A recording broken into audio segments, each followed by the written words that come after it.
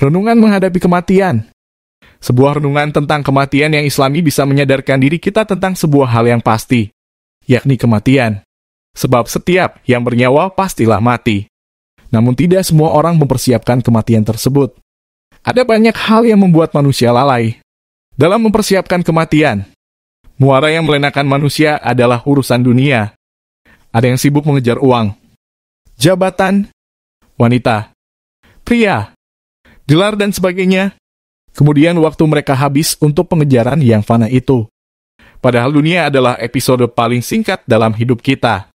Namun paling krusial, kehidupan di dunia adalah masa pengumpulan bekal menuju kekekalan. Bayangkan saja, kita akan menunggu di padang mahsyar selama puluhan ribu tahun. Setelah itu kita akan menunggu kiamat yang tak tahu kapan datangnya. Kiamat bisa saja ribuan atau ratusan ribu tahun lagi datangnya. Betapa singkatnya dunia. Namun kita justru berleha-leha. Astagfirullah. Mari kita renungan tentang kematian ini. Pertama, alam kubur. Saat hidup, manusia tertidur. Kami tertidur. Anda tertidur. Mereka tertidur dan kita semua tertidur.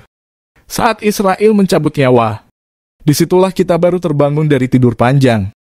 Dan baru tersadarkan, kemana saja aku saat itu? Betapa sering aku meninggalkan sholat. Betapa lalainya aku yang tak pernah berzakat.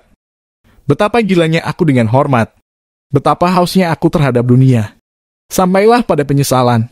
Tak ada satupun yang menemani dalam kubur. Istri, anak, teman, semuanya pergi meninggalkan. Jabatan, harta tak ada yang terbawa. Tak ada yang kubawa saat menghadap Allah. Maknanya, banyak manusia yang lalai semasa hidup. Mereka tidak menggunakan waktu untuk beribadah dan berbuat baik. Mereka baru sadar setelah meninggal. Mereka tidak memiliki amal cukup saat hari penimbangan amal. Terinspirasi dari kalimat sabda Nabi yakni, manusia itu sedang tertidur. Ketika mereka mati, barulah mereka terbangun. Hadits ini mengandung makna mendalam tentang hidup dan mati manusia. Kedua, kematian pasti menjemput. Yang pasti menjemput kita adalah kematian. Kematian pasti akan datang. Walaupun kita berada pada benteng yang kokoh, kematian tetap bisa menjemput. Penyebab kematian itu banyak dan waktunya pun kapan saja.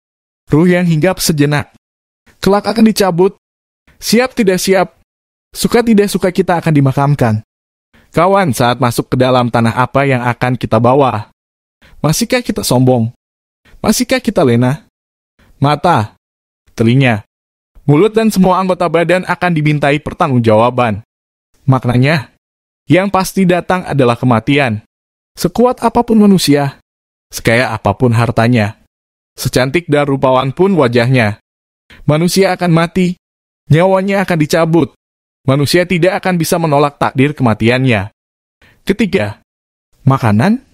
Kau beri makan apa anak istrimu? Jika kau beri racun, makan binasalah kalian. Sama halnya dengan memberi makanan haram. Hanya akan memupuk siksaan dalam alam kubur. Maknanya, pengingat untuk seorang suami agar mencari nafkah yang halal. Sebab makanan haram hanya akan membinasakan diri setelah mati nanti. Makanan yang masuk ke dalam perut akan menjadi bara api yang kelak membakar diri. Sulitnya memenuhi kebutuhan hidup membuat sebagian orang memegang prinsip halal haram hantam. Padahal ini membawa sang hamba pada hal yang berbahaya. Tidaklah tumpah daging dari makanan haram kecuali neraka lebih utama untuknya. Hadis riwayat At-Tirmidzi. Kematian itu pasti. Maka marilah kita mempersiapkan kematian itu. Sebab mati adalah gerbang menuju kehidupan yang sebenarnya. Semoga renungan tentang kematian ini bisa membawa kita untuk selalu sadar diri bahwa mati pasti terjadi.